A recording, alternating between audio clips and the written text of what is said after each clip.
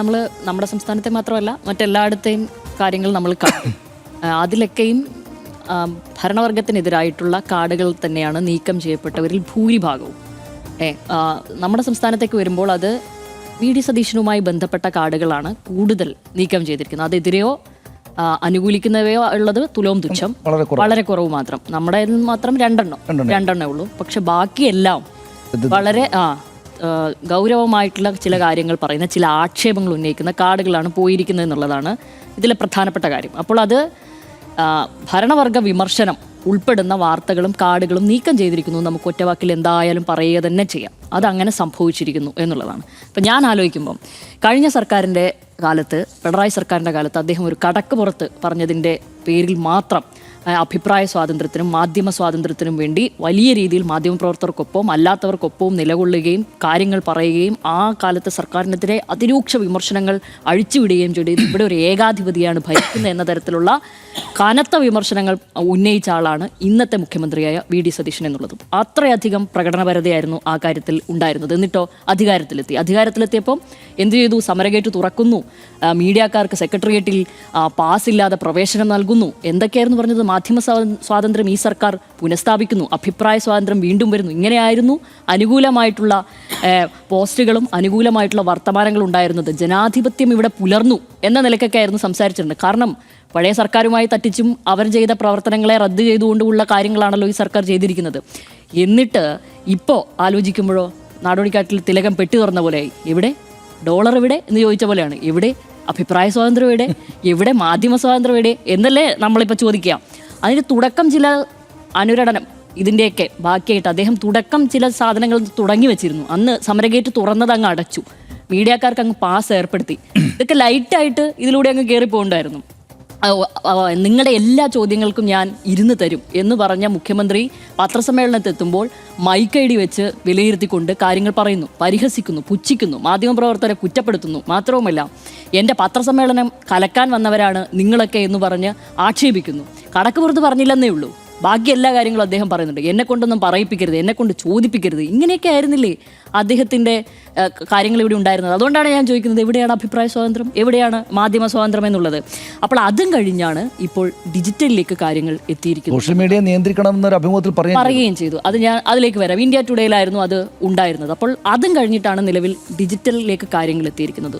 ഒരു ലൈറ്റായിട്ടുള്ള ഒരു ഡിജിറ്റൽ അടിയന്തരാവസ്ഥ പോലെയാണ് നിലവിൽ നമ്മുടെ സംസ്ഥാനത്ത് അനുഭവപ്പെടുന്നത്. അത് ഈ പോസ്റ്റുകൾ മാധ്യമ പ്രവർത്തകരുടെ, അതായത് മാധ്യമ സ്ഥാപനങ്ങളുടെ വാർത്താ കാർഡുകൾ മാത്രമല്ല, അതുമായി ബന്ധപ്പെട്ട് അതടക്കം ഷെയർ ചെയ്തുകൊണ്ട് അഭിപ്രായങ്ങൾ പങ്കുവച്ച നേതാക്കളുടെ അടക്കം പോസ്റ്റുകൾ കാണാതാവുകയാണ്. ചില ഘട്ടങ്ങളിലൊക്കെ റിപ്പോർട്ട് ചെയ്ത് പൂട്ടിക്കുകയാണോ എന്ന് നമ്മൾ ആലോചിക്കേണ്ടിയിരിക്കുന്നു. പക്ഷെ അങ്ങനെ അല്ലാതെയും സംഭവങ്ങൾ ഇവിടെ ഉണ്ട് എന്നുള്ളതാണ്. ഇതിലൊക്കെ ഒരു സർക്കാർ ഇടപെടലുണ്ട് എന്ന് വിശ്വസിക്കാൻ തക്കതായ രീതിയിൽ തന്നെയാണ് കാര്യങ്ങളുള്ളത്. അതായത് 139 ഗ്രാം MDMA-യുമായി മുഖ്യമന്ത്രിയുടെ സോഷ്യൽ മീഡിയ കോർഡിനേറ്റർ ഉൾപ്പെടുന്ന 3 യൂത്ത് കോൺഗ്രസ് പ്രവർത്തകർ പിടിയിലായിരിക്കുന്നു എന്നുള്ളതായിരുന്നല്ലോ ഈ തൂഫാനിലെ തന്നെ ഏറ്റവും വലിയൊരു വാർത്തയായിട്ട് നമുക്ക് മുന്നിൽ വരുന്നത്. അല്ലെങ്കിൽ തൂഫാനുമായി ബന്ധപ്പെട്ട എല്ലാ വാർത്തകളും ഇവിടെ എല്ലാ മാധ്യമ സ്ഥാപനങ്ങളിലും കൊടുക്കുന്നത്. കാരണം അതിന് അത്രയേറെ പ്രാധാന്യമുണ്ട്. ഈ സർക്കാരിന് ഏറ്റവും അധികം സൽപ്പേരുണ്ടാക്കി കൊടുത്ത ഒരു കാര്യമാണ് തൂഫാൻ എന്നുള്ളത്. പക്ഷേ ഇവിടെയും എന്തുകൊണ്ട് അത് സൽപ്പേരായി തന്നെ നിലനിന്നോട്ടെ, അത് കുഴപ്പമില്ല. മുഖ്യമന്ത്രിയുടെ മീഡിയ കോർഡിനേറ്റർ ആണെങ്കിൽ അദ്ദേഹം അതിന് വന്ന് മറുപടി പറഞ്ഞാൽ മതി. അതുമായി ബന്ധപ്പെട്ടവർ അവിടെ വന്ന് മറുപടി പറഞ്ഞാൽ മതി. അത് ആളുകൾ കൂടി ബോധ്യപ്പെടുന്ന രീതിയിലായിരിക്കണം എന്നുള്ളതല്ലേ. ഇത് പുരികത്തിലൂടെ പോകേണ്ടത് കണ്ണു കുത്തുന്ന രീതിയിലല്ലേ. അതുമായി ബന്ധപ്പെട്ട വാർത്തകളാണ് ആദ്യം പോയതെന്നുള്ളതാണ് അതിലെ ഏറ്റവും പ്രധാനപ്പെട്ട കാര്യം. അത് വേലിയിലിരിക്കുന്ന പാമ്പിനെടുത്ത് ചുമലി വെക്കുകയല്ലേ ഇപ്പോൾ ചെയ്തിരിക്കുന്നത്. നമ്മളെ കൊണ്ടടക്കം പറയും. ഇതിപ്പോൾ ആരുമില്ലാതെ അദ്ദേഹം അത് വിശദീകരിച്ച ശേഷമോ അതിനൊരു തിരുത്തോ എന്ന നിലക്ക് ആ വാർത്തയ്ക്ക് മറുവാർത്തകൾ വരും. ഒരു വാർത്ത ഇങ്ങ് വന്നു കഴിഞ്ഞാൽ അതിൻ്റെ പ്രതികരണങ്ങൾ വരില്ലേ, പിന്നീട് അതിനൊരു ഫാക്ട് ചെക്ക് നടക്കില്ലേ. ഇത്തരം കാര്യങ്ങൾ ഇവിടെ നടന്നു. ഇതല്ലേ എല്ലാ കാലത്തും ഇവിടെ നടന്നുകൊണ്ടിരിക്കുന്നത്. അല്ലാതെ ഏതെങ്കിലും ഒരു വാർത്ത വന്നു കഴിഞ്ഞാൽ അതങ്ങ് സ്ഥാപിച്ചേക്കല, അങ്ങനെയുണ്ടോ? ഇല്ലല്ലോ. കേസിൽ ഇന്നയാൾ അറസ്റ്റിലായി, ആ കേസിൻ്റെ വിചാരണ കഴിഞ്ഞിട്ട് ഇന്ന പ്രതി ഇന്ന പോലെ ശിക്ഷിക്കപ്പെടുന്നു. ഇങ്ങനെയൊക്കെയല്ലേ ഇവിടെ സമ്പ്രദായമുള്ളത്. അപ്പോൾ ഇത് സോഷ്യൽ മീഡിയ കോർഡിനേറ്റർ എന്നുള്ളത് യൂത്ത് കോൺഗ്രസ് പ്രവർത്തകൻ എന്ന നിലയ്ക്ക് അദ്ദേഹവുമായി ഏറ്റവും സ്വകാര്യമായ നിമിഷങ്ങൾ നമ്മൾ അദ്ദേഹത്തിൻ്റെ ഫേസ്ബുക്ക് പേജിൽ പോയി നോക്കുമ്പോഴൊക്കെ കാര്യങ്ങൾ അദ്ദേഹം അയച്ചിട്ടുണ്ട്. അതായത് ഇന്നത്തെ മുഖ്യമന്ത്രിയായ വി ഡി സതീശനുമൊത്തുള്ള അയാളുടെ ഏറ്റവും സ്വകാര്യ നിമിഷങ്ങൾ, കുട്ടിയുടെ പിറന്നാളടക്കം പറവൂരിലെ വീട്ടിൽ, കാസർഗോട്ടെ വീട്ടിൽ തുടങ്ങി ചില മൊമെൻറ്റ്സ് ഒക്കെ ഉണ്ട്. അപ്പോൾ ഇതിലെന്തോ ഒളിക്കാനുണ്ട് എന്ന നിലയ്ക്കല്ലേ ഇപ്പോൾ ആളുകൾ ഈ പോസ്റ്റുകൾ നീക്കം ചെയ്യുമ്പം ആദ്യഘട്ടത്തിൽ മനസ്സിലാക്കുക. മറ്റൊരു പോസ്റ്റുകൾ വിഴിഞ്ഞത്ത് കാണാതായ ജോണിൻ്റെ മകളുടെ മുഖ്യമന്ത്രിക്കെതിരായ വിമർശനം, ആ വാർത്താക്കാർഡ് പോയിരിക്കുന്നു. അതുമായി ബന്ധപ്പെട്ട് അത് പങ്കുവെച്ചവരുടെ കാർഡുകളും അപ്രത്യക്ഷമായിരിക്കുന്നു. ക്ഷേമ പെൻഷൻ വിതരണത്തിലെ മാറ്റത്തെ ചോദ്യം ചെയ്ത പ്രതിപക്ഷ നേതാവിൻ്റെ പ്രതികരണം, ആ വാർത്താക്കാർഡ് പോയിരിക്കുന്നു. പിന്നെ പി ജയരാജൻ, ബിനോയ് വിശ്വം തുടങ്ങി പ്രതിപക്ഷ നേതാക്കളെല്ലാം മുഖ്യമന്ത്രിക്കെതിരെ ഉന്നയിച്ച ആ വിഷയങ്ങൾ അത് വാർത്തയായി വന്നപ്പോൾ ആ കാർഡുകളും വാർത്തകളും അപ്രത്യക്ഷമായിരിക്കുന്നു. നമുക്ക് മാത്രം 12 എണ്ണമാണ് പോയിട്ടുള്ളത്. മറ്റ് റിപ്പോർട്ടർ TV തുടങ്ങി ഏഷ്യാനെറ്റ് തുടങ്ങിയ എല്ലാവരുടെയും വാർത്തകൾ ഇതുപോലെ കാണാതായിട്ടുണ്ടെന്നുള്ളത് എണ്ണി നോക്കണം. ഇവരൊക്കെ നമ്മളിപ്പോൾ എണ്ണി നോക്കിയതുകൊണ്ടാണ് 12 എണ്ണം പോയിരിക്കുന്നത് എന്നുള്ളത് മനസ്സിലാക്കുന്നത്. അപ്പോൾ ഞാൻ ആദ്യം പറഞ്ഞ കാര്യം പറയും, ഇതിലൊക്കെ കോമൺ ആയിട്ടുള്ള എലമെന്റ് മുഖ്യമന്ത്രി VD സതീശനാണ്. അനുകൂലിച്ചായാലും പ്രതികൂലിച്ചായാലും. അപ്പോൾ ആരെയാണ് ഇവർ വെള്ളപൂശാനോ ക്ലീൻ ചിറ്റ് നൽകുവാനോ ശ്രമിക്കുന്നത്? അത് മുഖ്യമന്ത്രി VD സതീശനെയാണ്. അതിലെന്താ തർക്കമുള്ളത്?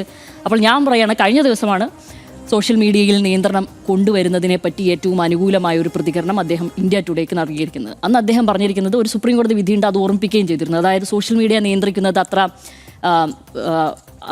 സോഷ്യൽ മീഡിയ നിയന്ത്രണം ഈ ഘട്ടത്തിൽ സാധ്യമാകുന്ന പോലെയല്ല എന്നുള്ള സുപ്രീം കോടതിയുടെ ഒരു വിധിയുണ്ട്. അതിനെ പുനഃപരിശോധിക്കണമെന്ന് പറഞ്ഞ് ആവശ്യപ്പെട്ട് സംസ്ഥാനം സമീപിക്കേണ്ട ഒരു ഘട്ടമാണ് നിലവിലുള്ളത്. കാരണം ഇവിടെ സ്ത്രീകൾ അതിക്രൂരമായി സോഷ്യൽ മീഡിയയിൽ ആക്രമിക്കപ്പെടുന്നു. അവർക്കെതിരെ വലിയ രീതിയിൽ സൈബർ ആക്രമണം അഴിച്ചുവിടുന്നു. അതെന്തൊരു കഷ്ടമാണ് എന്നാണ് അദ്ദേഹം പറഞ്ഞത്. വളരെ സ്വീകാര്യമായ കാര്യം. കുറ്റവാളികൾ അവരെ ന്യായീകരിക്കുന്ന രീതിയിൽ, വെളുപ്പിക്കുന്ന രീതിയിൽ ഇവിടെ സോഷ്യൽ മീഡിയകൾ ഉപയോഗിക്കുന്നു. അത് ചിലപ്പോൾ അദ്ദേഹത്തിൻ്റെ പാർട്ടിയിലെ സ്വന്തം ആളുടെ അനുഭവത്തിൻ്റെ വെളിച്ചത്തിൽ ചിലപ്പോൾ പറഞ്ഞതായിരിക്കും. പക്ഷേ എങ്കിലും അത് പറയുന്നു. രണ്ടും സ്വീകാര്യമായ കാര്യമാണ്. മൂന്നാമത്തെ കാര്യം ഒരു വരി എന്നുള്ള നിലയ്ക്ക് വാർത്തയായി വന്നത് ഞാൻ പറയാം. അത് മുഖ്യമന്ത്രിയെയും രാഷ്ട്രീയ നേതാക്കളെയും വിമർശിക്കുന്നതിനൊന്നും നമുക്ക് പ്രശ്നമില്ല. എന്നിട്ട് ഇപ്പോൾ അപ്രത്യക്ഷമായ കാർഡുകൾ ഏതൊക്കെയാണ്? ഈ സ്ത്രീകളെ അധിക്ഷേപിക്കുന്ന ഏതെങ്കിലും വാർത്തയോ കമൻറ്റോ വാർത്താ കാർഡുകളോ ആണോ ഇവിടെ നിന്ന് അപ്രത്യക്ഷമായത്? ഇനി ഞാനൊരു ഉദാഹരണം പറയാം. അതെ, അയാളുടെ പേര് ഈ ഫ്ലോറിൽ വീണ്ടും വീണ്ടും പറയുന്നതിൽ ഇത്തിരി വിയോജിപ്പുണ്ട്, എന്നാലും പറയാതെ പോകാൻ വയ്യ. രാഹുൽ മാണൻകൂട്ടത്തിൽ എന്ന സ്ത്രീകളെ മാനിപ്പുലേറ്റ് ചെയ്ത് ഇത്രയും അധികം ദുരുപയോഗം ചെയ്ത ഒരാളെ ഒരു പൊതുസമൂഹത്തിന് മുന്നിൽ എക്സ്പോസ് ചെയ്യാൻ വേണ്ടിയിട്ട് ഒരു വഴിമരുന്നിട്ട് കൊടുത്ത ആദ്യ ചലനമുണ്ടാക്കിയ ഒരു ലേഡിയാണല്ലോ റിനി ആൻ ജോർജ്. ആ റിനി ആൻ ജോർജിനെ പറ്റി മുഖ്യമന്ത്രി പറഞ്ഞത്, എൻ്റെ മകളെപ്പോലെയാണ് അവരൊരു പരാതി പറഞ്ഞപ്പോൾ ഞാനതിൽ ഇടപെട്ടിരുന്നു ആ ഘട്ടത്തിൽ തന്നെ എന്നാണ് പറഞ്ഞത്. ആ കുട്ടിക്കെതിരെ അത്രയധികം സൈബർ ആക്രമണമായിരുന്നു ഇവിടെ നടന്നിരുന്നത്. അറഞ്ചം പുറഞ്ചം അങ്ങനെ തന്നെ പറയണം. അത് കഴിഞ്ഞ് അദ്ദേഹം ഒരു തെരഞ്ഞെടുപ്പ് കാലയളവും കഴിഞ്ഞ് അദ്ദേഹം മുഖ്യമന്ത്രിയായി ചുമതലയേൽക്കുമ്പോൾ സത്യപ്രതിജ്ഞാ ചടങ്ങിനായി ആ കുട്ടി തിരുവനന്തപുരത്തെത്തി. അന്ന് ഈ കോൺഗ്രസ് പ്രവർത്തകരൊക്കെ അവിടെ ഇരുന്ന് അവരെ കൂവി. അതുമാത്രവുമല്ല, അവരാ പോസ്റ്റ് ചെയ്യുമ്പോൾ സൈബർ ഇടങ്ങളിൽ മൊത്തം ആ കുട്ടിയെ അധിക്ഷേപിച്ചു. ഈ കാര്യം അദ്ദേഹം സത്യപ്രതിജ്ഞയൊക്കെ കഴിഞ്ഞിട്ട് മുഖ്യമന്ത്രിയോട് മാധ്യമപ്രവർത്തകർ ഉന്നയിച്ചു. റിനി ആൻ ജോർജിനെ പറ്റി ഇങ്ങനെയൊക്കെയാണ് സൈബർ ഇടങ്ങളിൽ വലിയ വിമർശനങ്ങൾ വരുന്നുണ്ട്. അന്ന് ഇദ്ദേഹം ആ കുട്ടി മകളെപ്പോലെയാണ് എന്ന് പറഞ്ഞ ഇന്നത്തെ മുഖ്യമന്ത്രി VD സതീശൻ ഒരു പേര് പോലും ആ കുട്ടിയുടെ പരാമർശിച്ചില്ല. എന്ന് മാത്രമല്ല, പൊതുവായ ഒരു ആൻസർ അങ്ങ് പറഞ്ഞു. അതെ, സ്ത്രീകൾ സോഷ്യൽ മീഡിയയിലേക്ക് വളരെ അതിക്രൂരമായ ആക്രമണങ്ങൾക്ക് വിധേയപ്പെടുന്നുണ്ട് ഇത് എന്നുള്ളത് അന്ന് പറഞ്ഞതാണ് അദ്ദേഹം ഇത്തരത്തിലുള്ള കാര്യങ്ങൾ. എന്നിട്ട് അതിനെതിരെ ഒരു നടപടിയെടുക്കാൻ അദ്ദേഹം തയ്യാറായോ? റിനി ഉൾപ്പെടെയുള്ള മറ്റ് സ്ത്രീകൾക്ക്, നമ്മുടെ തന്നെ ഭാഗമായ സ്ഥാപനത്തിൻ്റെ തന്നെ ഭാഗമായ മാധ്യമപ്രവർത്തകർക്കെതിരെ എന്തൊക്കെ പ്രശ്നങ്ങളായിരുന്നു, എന്തൊക്കെ തരത്തിലുള്ള സൈബർ അധിക്ഷേപങ്ങളായിരുന്നു ഇവിടെ വന്നതെന്ന് നമുക്കറിയാം. ഇനി ഇതിനൊക്കെ വിധേയപ്പെട്ട പെൺകുട്ടിയുമായി ബന്ധപ്പെട്ട് എന്തൊക്കെ സൈബർ അധിക്ഷേപങ്ങളാണ് ഉണ്ടായിരുന്നത് നമുക്കറിയാം. ഇതിനെതിരെയൊക്കെ കർക്കശമായ ഒരു നിലപാട് സ്വന്തം പാർട്ടി അണികളിൽ ആർക്കെങ്കിലും എതിരെ എടുക്കുവാൻ വേണ്ടി ഇദ്ദേഹം തയ്യാറായിട്ടുണ്ടെന്നില്ല. പൂട്ടിച്ച് കാണിക്കട്ടെ അദ്ദേഹം. ഇതുപോലെ കാർഡുകൾ നീക്കി കാണിക്കട്ടെ, കമൻറ്റുകൾ നീക്കി കാണിക്കട്ടെ. അവിടെയല്ലേ ഹീറോയിസം, അവിടെയല്ലേ നിലപാടിൻ്റെ രാജകുമാരനാവുന്നത്. അല്ലാതെ എന്ത് ചെയ്തു? അതിനു പകരം ഇവിടെ പോയിരിക്കുന്നത് എന്താ? അദ്ദേഹത്തിനെതിരെയുള്ള വിമർശനങ്ങളുടെ കാർഡുകൾ. അദ്ദേഹവുമായി ബന്ധപ്പെട്ട ആളുകൾ, സോഷ്യൽ മീഡിയ കോർഡിനേറ്റർ, അതൊരു പ്രഖ്യാപിത പദവിയോ മറ്റുമല്ല, പക്ഷേ അദ്ദേഹവുമായി ഒരു സോഷ്യൽ മീഡിയ കോർഡിനേറ്റർ എന്ന് പറയുമ്പം അദ്ദേഹത്തിൻ്റെ ദൈനംദിന ജീവിതവും അതുമാത്രമല്ല പൊതുപ്രവർത്തനമൊക്കെ വൃത്തിയായി അറിയുന്ന ആളുകൾ, ഏറ്റവും അടുത്ത് ഇടപഴകുന്ന ആളുകൾ വേണമല്ലോ അത് ചെയ്യുവാൻ വേണ്ടി.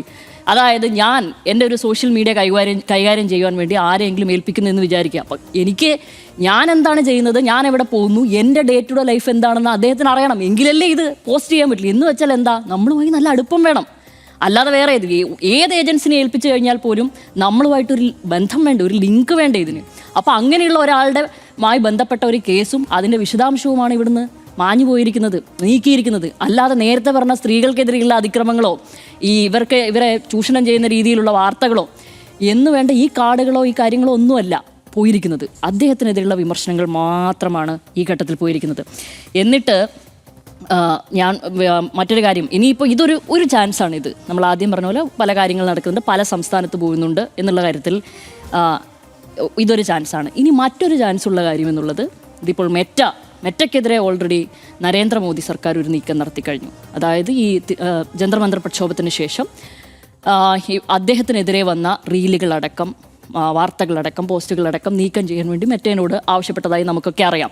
അതിൻ്റെ ഭാഗമായി ആൻറ്റി ഗവൺമെൻറ്, അതായത് ഇത് മെറ്റയുടെ നിയമാവലിക്ക് അനുസൃതമായിട്ടല്ല ഈ കാര്യങ്ങളൊക്കെ പ്രവർത്തിക്കുന്നത് എന്നാണല്ലോ അതിനൊരു വിശദീകരണമായി മെറ്റ തന്നെ പറഞ്ഞിരിക്കുന്നത്. അപ്പോൾ ആൻറ്റി ഗവൺമെൻറ്റുകൾ വാർത്തകൾ വേണ്ട എന്ന നിലക്കാണ് മെറ്റ തീരുമാനിക്കുന്നതെങ്കിൽ സ്വാഭാവികമായും എല്ലാ സംസ്ഥാനത്തിരിക്കുന്ന ഇന്ത്യയിലാകമാനം മെറ്റ അതാണ് മുന്നോട്ട് വയ്ക്കുന്നുണ്ടെങ്കിൽ സ്വാഭാവികമായും സംസ്ഥാനത്തെയും നിലവിലത്തെ പശ്ചാത്തലത്തിൽ ഈ മുഖ്യമന്ത്രിയുടെയുമായി ബന്ധപ്പെട്ട വിമർശനങ്ങളും ഈ സർക്കാരിനെതിരായുള്ള ചിലപ്പോൾ വാർത്തകളൊക്കെ ചിലപ്പോൾ മാഞ്ഞു പോയേക്കാം. അങ്ങനെയെങ്കിൽ തന്നെ അതൊരു ഉർവശി ശാപം ഉപകാരമായ പോലെ മറ്റോ ആണ് അദ്ദേഹത്തിന് വന്ന് ഭവിക്കുക. അല്ലെങ്കിൽ രോഗി ഇച്ഛിച്ചതും വൈദ്യം കൽപ്പിച്ചതും പാല് എന്ന് പറയുന്നത് പോലെയാണ് അദ്ദേഹത്തിന് വന്ന് ഭവിക്കുക. ഇതൊരു ലീസ്റ്റ് ചാൻസാണ്. ഈ രണ്ടാമത് പറഞ്ഞിരിക്കുന്ന ഒരു ലീസ്റ്റ് ചാൻസാണ്. കാരണം അങ്ങനെയെങ്കിൽ എല്ലാ വാർത്തകളും പോകണം, എല്ലാ കാര്യങ്ങളും പോകണം.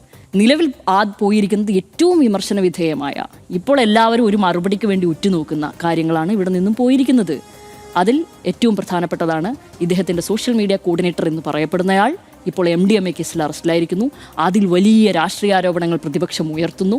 എന്താണ് ബന്ധമെന്ന് ചോദിക്കുന്നു. അതിലൊരു വിശദീകരണം വേണം എന്ന് പറയുന്നു, മറുപടി വേണമെന്ന് പറയുന്നു, പണത്തിൻ്റെ സോഴ്സ് അടക്കം അന്വേഷിക്കണമെന്ന് പറയുന്നു, എന്താണ് ഇദ്ദേഹവുമായുള്ള ബന്ധം തുടങ്ങിയ കാര്യങ്ങളിലൂടെ പറയുന്നത്. അപ്പോൾ ഏറ്റവും പിൻ പോയിന്റിൽ നിൽക്കുന്ന ഒരു ചോദ്യമാണ് ഇവിടെ ഉള്ളത്. ആ ചോദ്യവുമായി ബന്ധപ്പെട്ട വാർത്തകളാണ് ആദ്യം പോയിരിക്കുന്നത്. അപ്പോൾ ഇതുമാത്രം ഫിൽട്ടർ ചെയ്ത് പോകുക എന്ന് പറയുമ്പോൾ അതിലൊരു ഇടപെടലുണ്ട് എന്ന് നമ്മൾ സംശയിക്കേണ്ടി വരില്ലേ? ഇനി മെറ്റയുമായി ഈ കാര്യവുമായി ബന്ധപ്പെട്ടവരിവിടെയുണ്ട്. അവർക്ക് ഇമെയിലായിട്ടുള്ള മറുപടി കിട്ടിയിരിക്കുന്നത് സർക്കാരുമായി ബന്ധപ്പെട്ട നിർദ്ദേശങ്ങൾ ഉള്ളത് കൊണ്ടാണ് ഇത് പോയിരിക്കുന്നത് എന്നുമാണ് പറയുന്നത്. നമ്മൾ ആ കാര്യത്തിൽ പറ്റി നിലവിൽ ഇതുവരെ വാർത്ത കൊടുത്തിട്ടില്ല എങ്കിൽ പോലും ഇനി ഇത് ഞാൻ നേരത്തെ പറഞ്ഞ പോലെ ഇതൊരു ആൻറ്റി ഗവൺമെൻറ്റൽ കാർഡുകൾ നീക്കുന്നു എന്ന നിലയ്ക്കാണെങ്കിൽ പോലും അതൊരു ലീസ്റ്റ് ചാൻസ് ആണ്. എന്തായാലും അദ്ദേഹത്തിൻ്റെ മറുപടിക്കായി നമ്മൾ എന്തായാലും വെയിറ്റ് ചെയ്യുന്നുണ്ട്.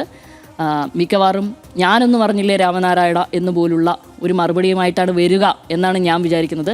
I M waiting. And are you? ഞാനും അതെ. ഞാൻ ഇന്നലെ തന്നെ വെയിറ്റ് ചെയ്ത് ഇന്ന് വാർത്താ സമ്മേളനം ഉണ്ടാകുമെന്ന് കരുതിയിട്ട് ഇതിൽ പ്രവചനമൊക്കെ നടത്തിയ ആളാണ്.